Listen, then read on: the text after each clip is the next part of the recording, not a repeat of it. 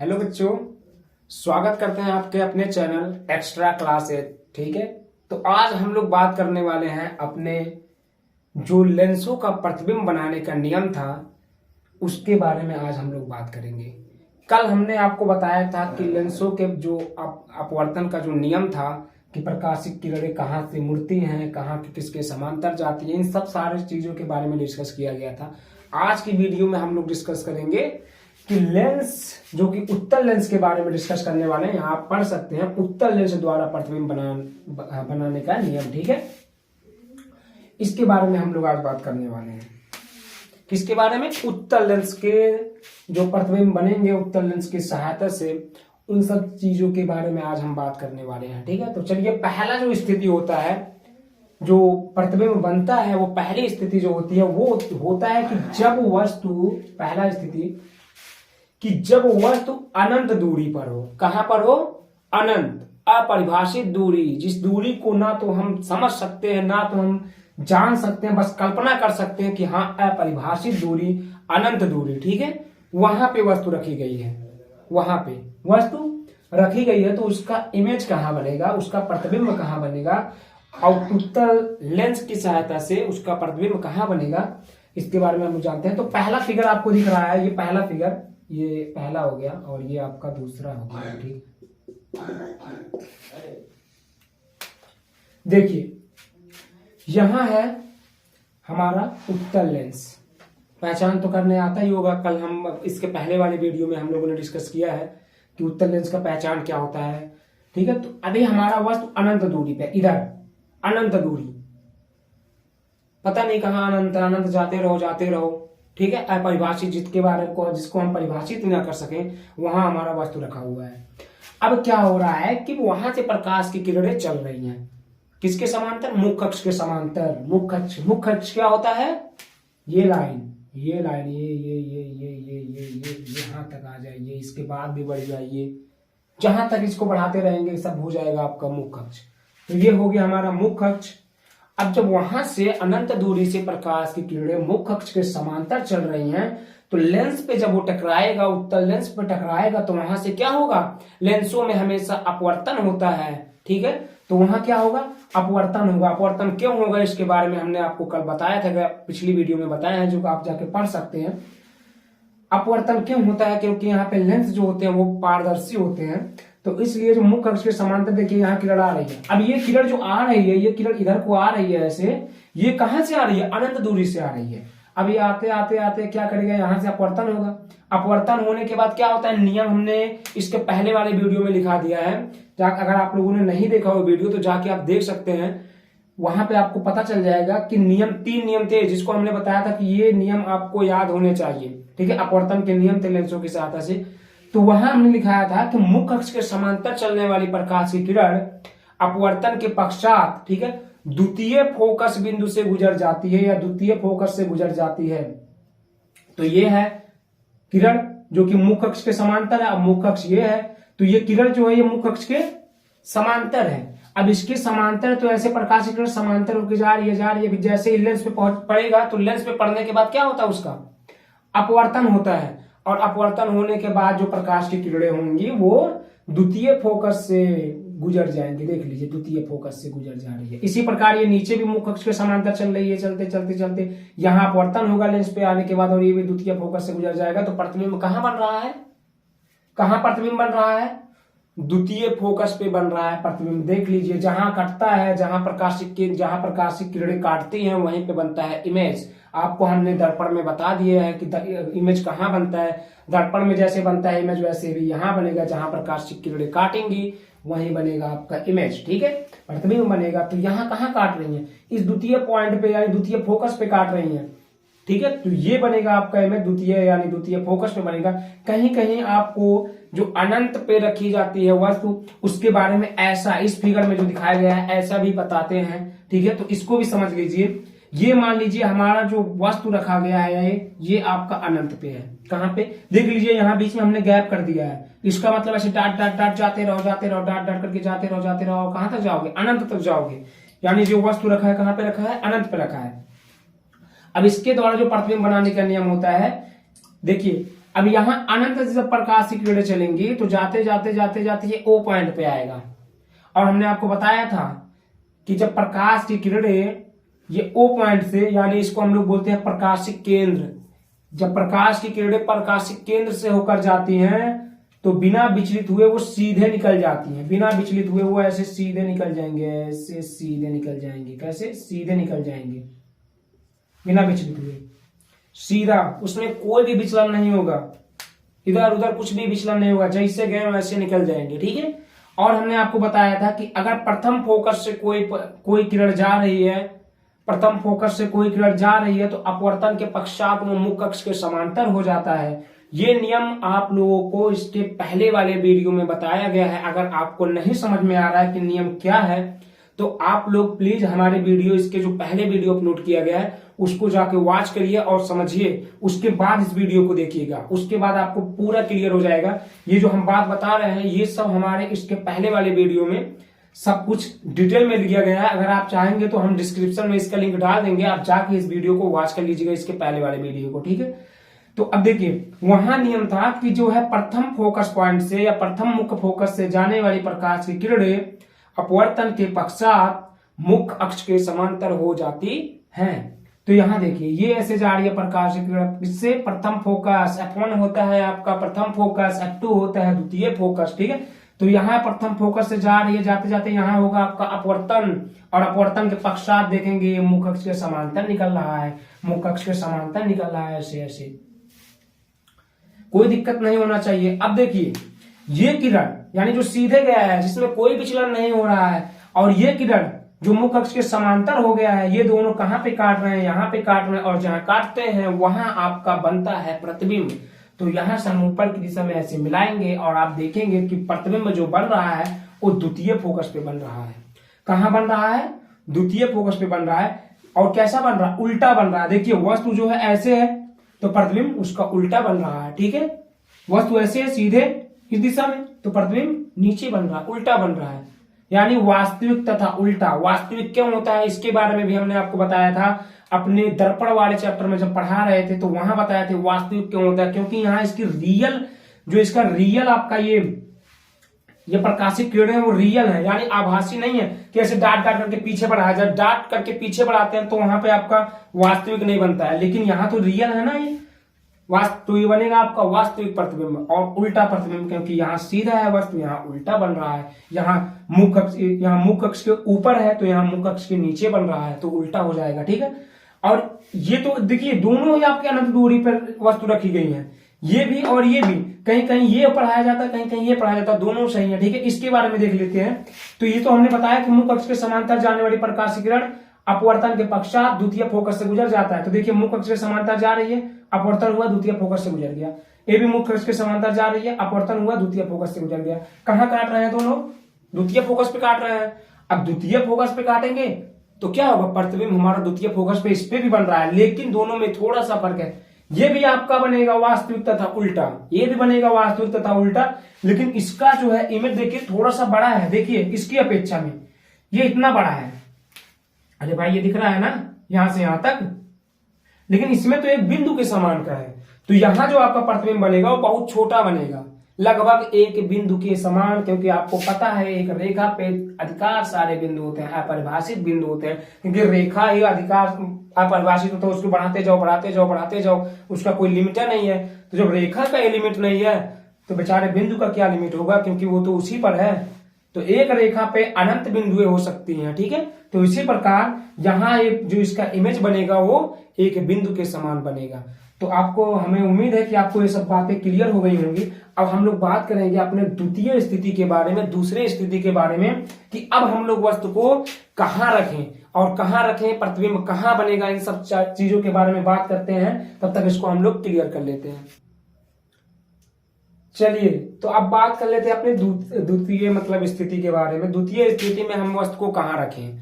तो द्वितीय स्थिति में यानी दूसरी स्थिति में हमारा वस्तु जो होता है वो होता है, देखिए यहां पे हम लिख दिए हैं, जब वस्तु अनंत तथा 2F1 के बीच में हो।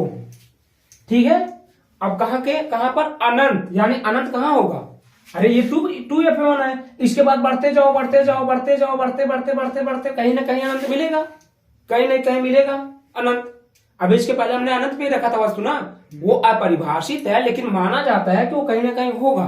तो उस अनंत और टू एफ के बीच में, यानी ये टू एफ वन है और इधर कहीं ना कहीं जाते जाते जाते अनंत मिलेगा, और इसके बीच में यहाँ पे देखिए हमने क्या रख दिया, वस्तु रख दिया।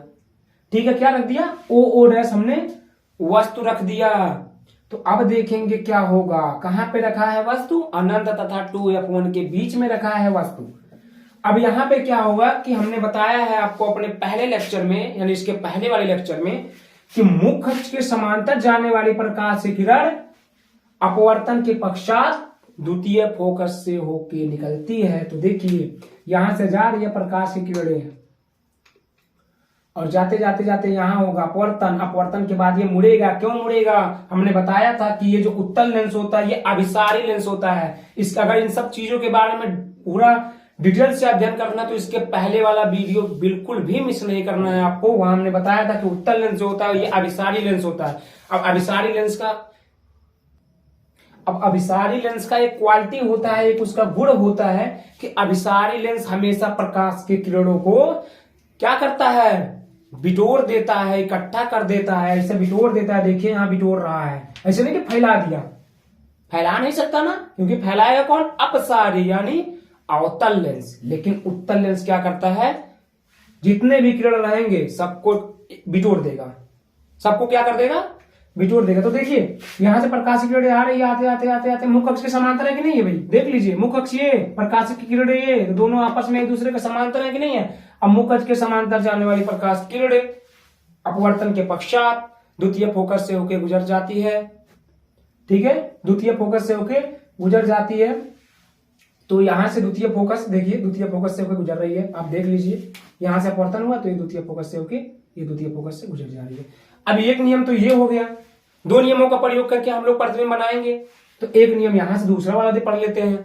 इसके बारे में हमने इसके पहले वाले लेक्चर में बताया है कि आपका प्रकाशिक केंद्र से होकर जाने वाली प्रकाश की किरणें बिना विचलित हुए सीधे निकल जाती हैं। तो देख प्रकाशिक केंद्र मतलब ओ पॉइंट, ओ पॉइंट देख लीजिए, ओ पॉइंट, ये रेखा ऐसे जाते जाओ जाते जाते ये रेखा, ये बिंदु होता है आपका प्रकाशिक केंद्र।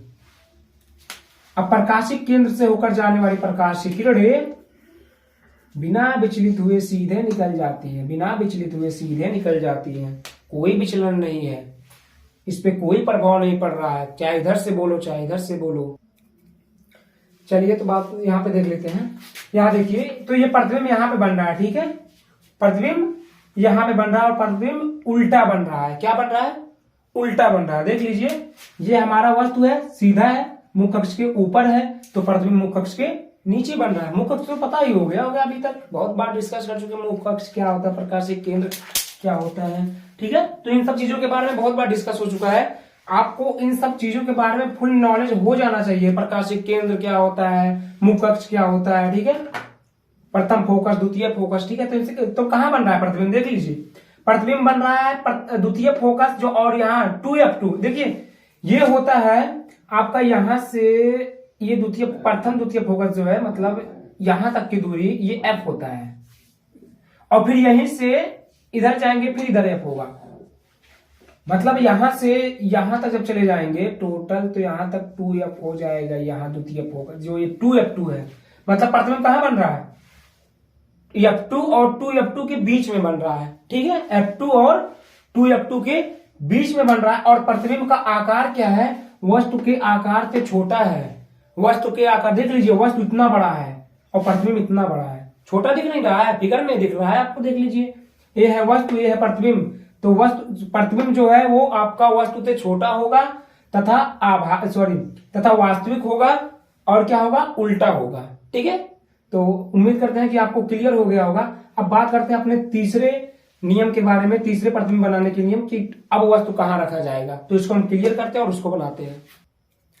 चलिए अब आते हैं अपनी तीसरी स्थिति पे, ठीक है, किस स्थिति पे, तीसरे स्थिति पे अब हम वस्तु को रख रहे हैं जब वस्तु 2f1 पर हो, जब वस्तु 2f1 पर हो, यानी ये f1 है ये 2f1 है। या आप ये भी कह सकते हैं कि आपको पता है कि ये O पॉइंट जो होता है ये जहाँ कटान होता है इसको हम लोग प्रकाशिक केंद्र कहते हैं।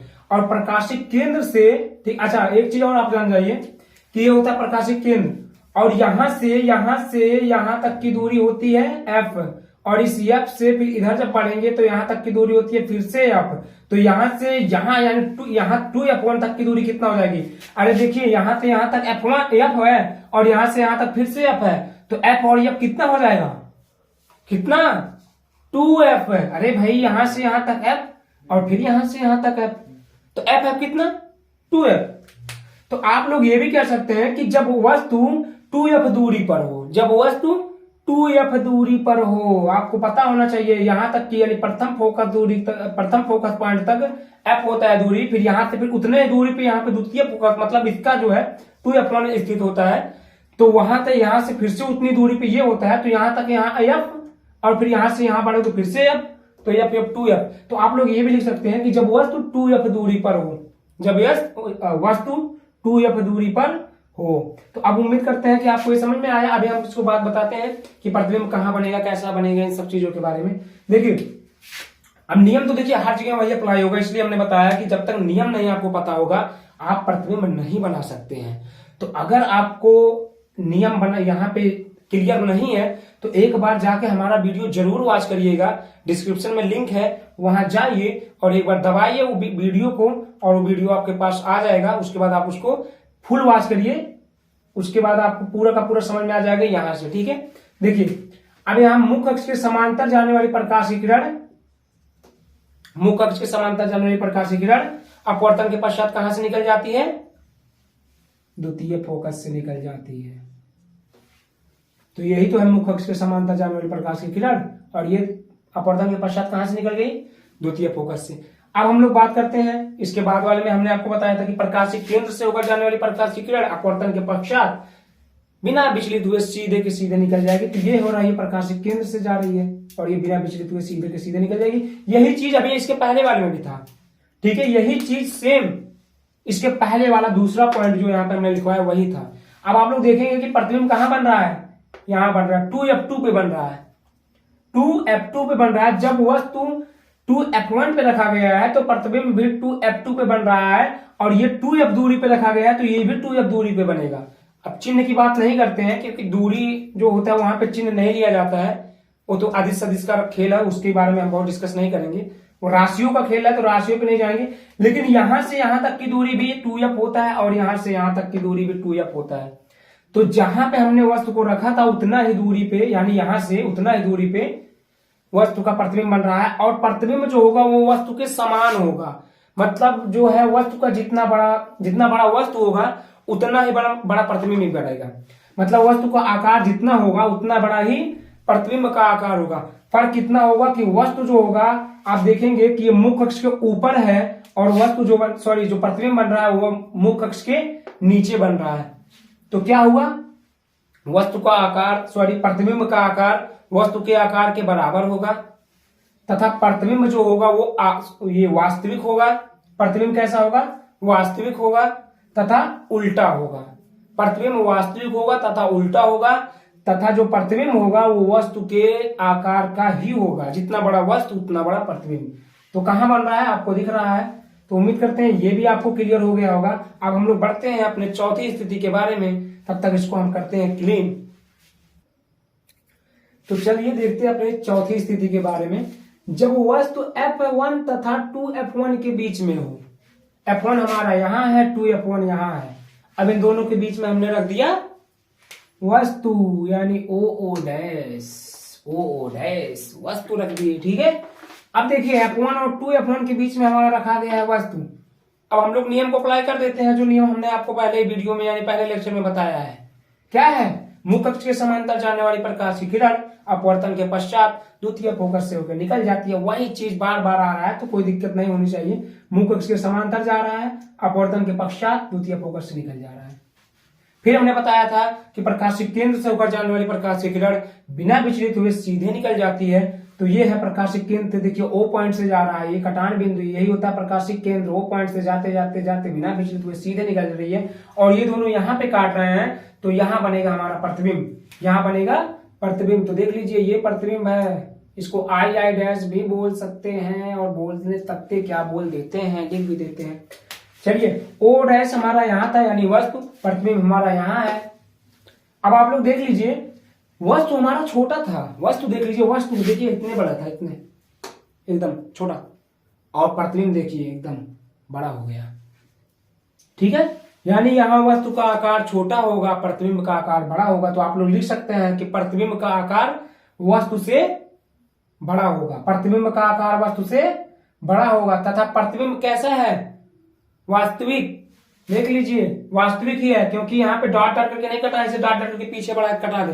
जब डॉट डॉट आता है तो वहां आभासी होता है, बूंदी बूंदी, ऐसे बूंदी बूंदी बूंदी बूंदी, ये होता है डॉट डॉट ना। अब ऐसा आएगा तब आभासी, यहां बन रहा है सीधे लाइन से, तो क्या है, वास्तविक।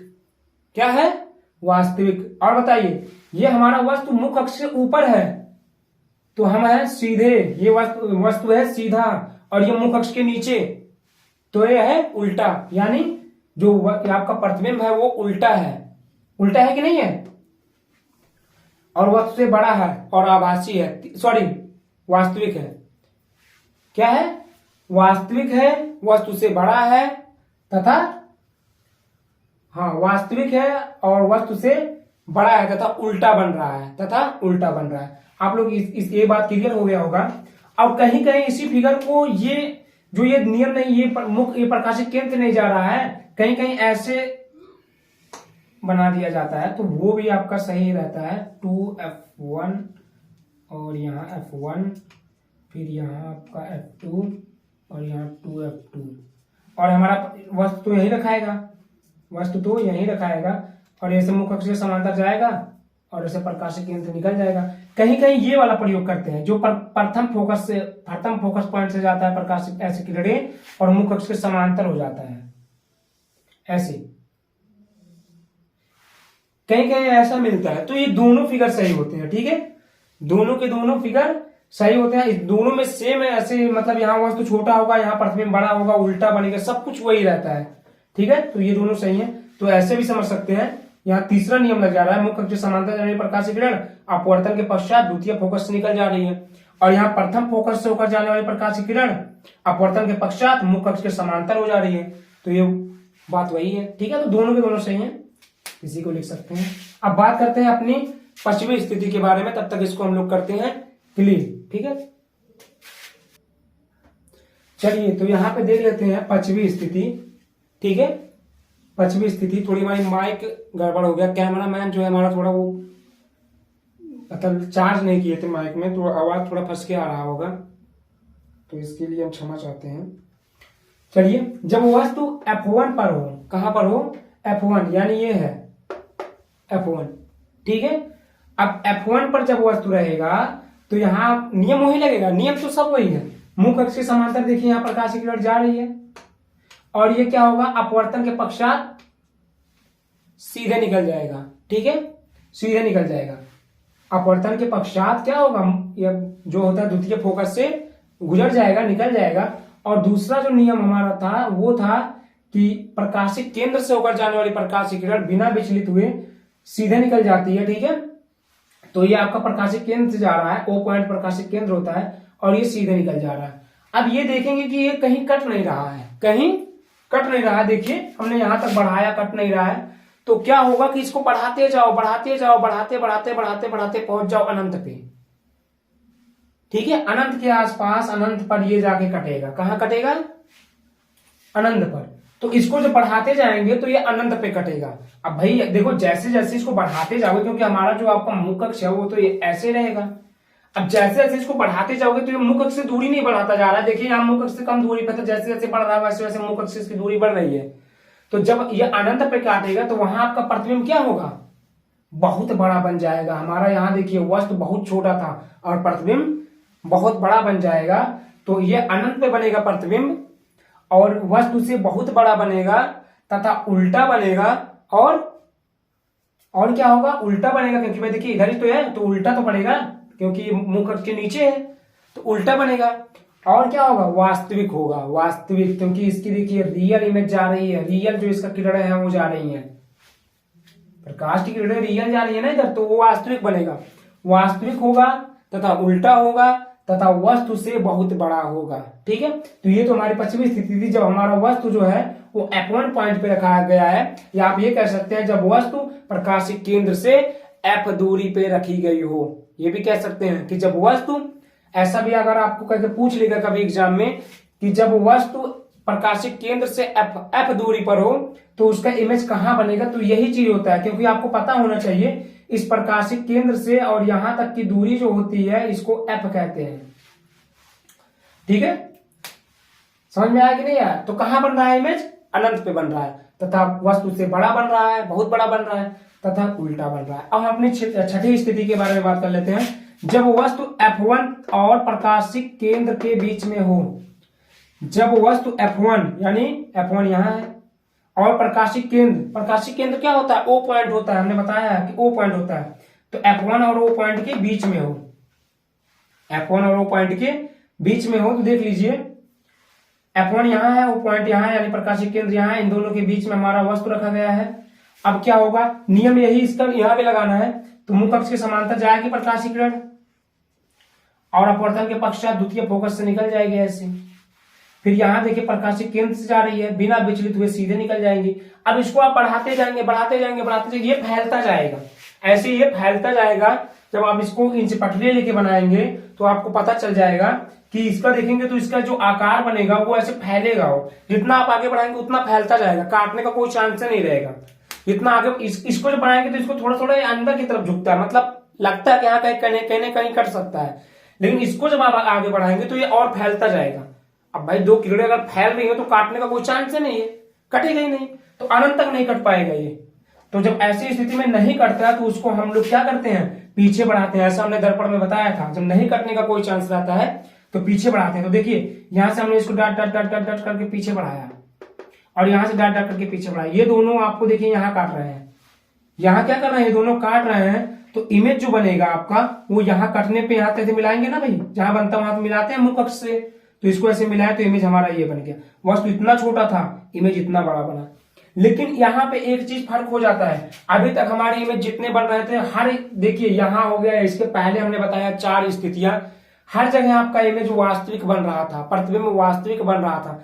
लेकिन छठवीं स्थिति में जब वस्तु प्रकाशिक केंद्र तथा F1 के बीच में रखा होता है, उस स्थिति में हमारा इमेज जो होता है वो वास्तविक नहीं बल्कि आभासी बनता है। हमने बताया है कि जब डॉट करके बढ़ाते हैं तो वहां वास्तविक नहीं बनता, वहां आभासी बनता है। कैसा बनता है, तो यहाँ जो प्रतिबिंब बनेगा वो आभासी प्रतिबिंब बनेगा तथा वस्तु से बड़ा होगा तथा उल्टा नहीं होगा। यहाँ देखिए, यहाँ जैसे वस्तु है, जिस स्थिति में मुख्य अक्ष के ऊपर वस्तु है तो मुख्य अक्ष से ऊपर हमारा प्रतिबिंब भी है, तो प्रतिबिंब का आकार सीधा होगा, प्रतिबिंब का आकार सीधा होगा, वस्तु से बड़ा होगा तथा आभासी होगा।